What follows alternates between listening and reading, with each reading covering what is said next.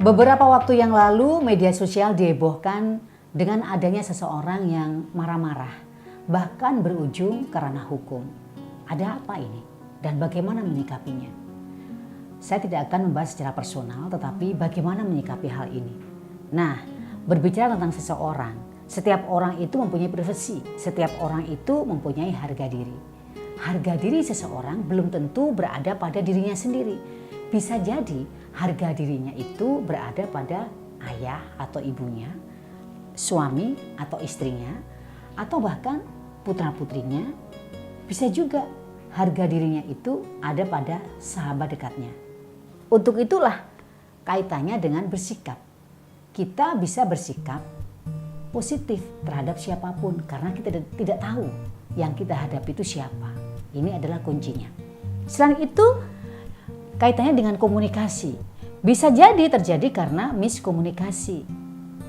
Apa yang dia harapkan tidak sesuai dengan kenyataan yang didapatkan. Jadi kalau saya bicara antara yang diharapkan dengan kenyataan gak sesuai. Ini komunikasinya bagaimana? Berarti ada miskomunikasi. Hal lain yang harus diketahui, dalam komunikasi itu ada komunikasi verbal, ada komunikasi nonverbal. Ketika seseorang mengucapkan sesuatu itu harus diimbangi dengan bahasa tubuh, dengan ekspresi.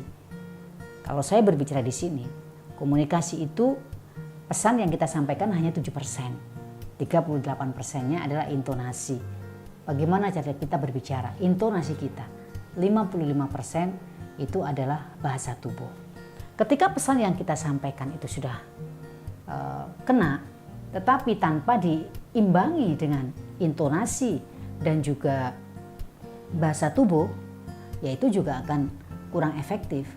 Maka dari itu, ketika kita melakukan sesuatu, kita juga harus memikirkan apakah yang kita berikan atau apakah yang kita sampaikan itu sudah mencakup semuanya. Bukan sekedar apa yang kita sampaikan, tetapi apakah sudah sampai pesan yang kita berikan. Nah, apa kaitannya dengan emosional? Seseorang itu punya emosi, ada emosi positif, ada emosi negatif, tergantung bagaimana kita meresponnya. Hal lain yang akan saya bahas di sini adalah cara menyikapi atau menghadapi orang yang sedang emosi. Yang pertama, ketika ada orang sedang emosi, memang sikap itu menular. Bisa jadi ketika ada orang emosi, dia marah, emosi kita juga ikut naik.